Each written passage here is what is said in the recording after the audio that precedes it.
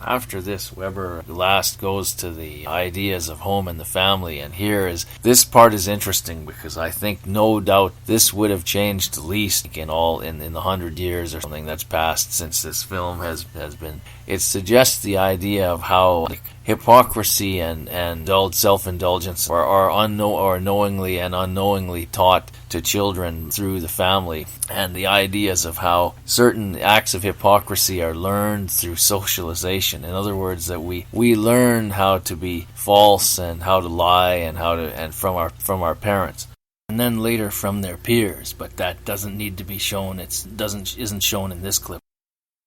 One thing this little scene with this family makes me think of is that how, for example, if parents are people who are slaves to debt, we'll say, their children somehow grow up to be even more indebted and even more into the same behavior. The same things get multiplied with each generation. And I think that's one of the things that Weber is suggesting to me anyway in this little scene.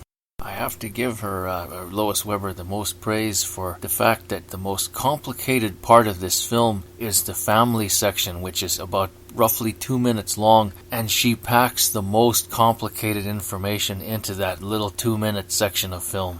So here we see Weber saves her most deep and meaningful statements about the continuation of hypocrisy for the almost very end of the film. How certain acts of hypocrisy are learned through socialization. In other words, that we learn how to be false and how to lie. And anyway, I like how Weber basically concludes this whole section of the film with her explanation of how the cycle of hypocrisy continues through each generation.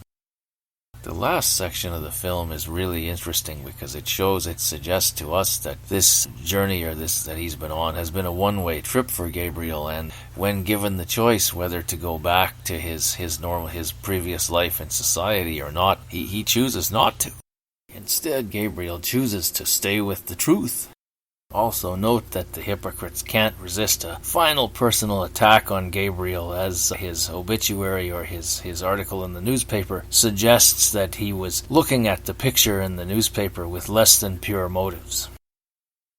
This is a good reminder that we can't accurately judge someone's real motivation from the outside. This film is so great that I'm actually a little saddened to be finished it, because as much as I enjoyed this, I don't think I will ever find another film as good as this one again. This is a great film that everybody needs to see, and just keep in mind that in my brief and simple little summary of a lot of the scenes here, I missed a lot of things that I just didn't have time to talk about, and my simple little commentary of this film doesn't in any way catch all the complex things that this film has to say.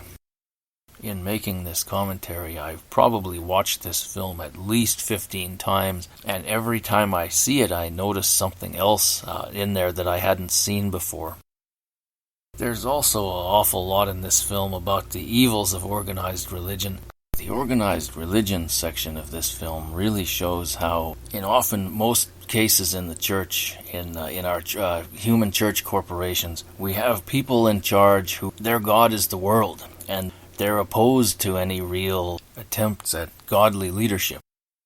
The fact that we organize our churches according to the world's corporate hierarchy shows our hypocrisy. Remember, when Weber made this film originally, she just wanted it to be about the problem of hypocrisy, but the lessons in this film are so broad and there's so much sociology knowledge used here that a lot of this could apply to many different aspects of human society. Thank you for watching this. I hope you enjoyed it.